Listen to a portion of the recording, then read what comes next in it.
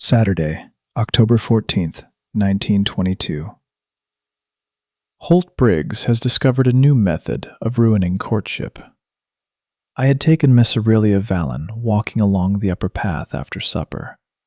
The evening was clear enough for the harbor lights to show below the trees, and she had been speaking about the private society she has begun forming among several of the women at Oak Ridge. She does not speak loudly, but one listens all the same.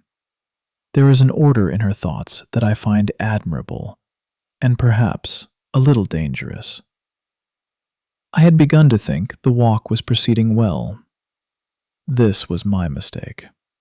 We had just passed the old cedar where the path narrows when something large, white, and badly stitched lurched from the brush with a noise halfway between a dying elk and a man falling down a stair.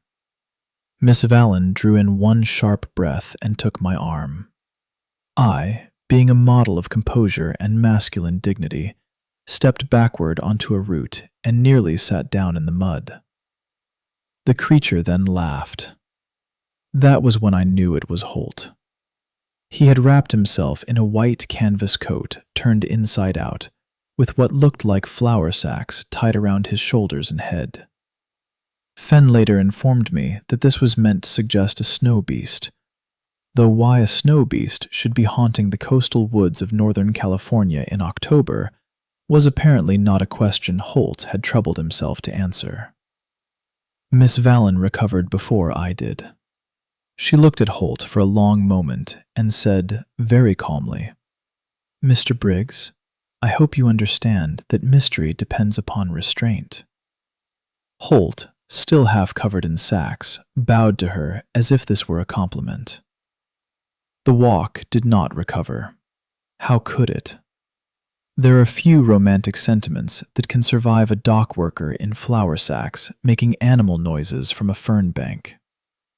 I escorted Miss Valen back toward campus, and she was perfectly gracious, which somehow made the situation worse. She did not seem angry. She seemed amused, in the distant way one is amused by poor field work.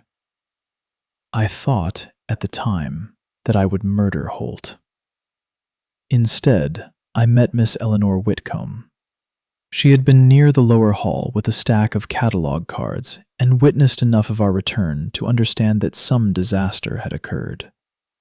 She asked, without preface, whether all Oak Ridge men conducted romantic walks as zoological expeditions.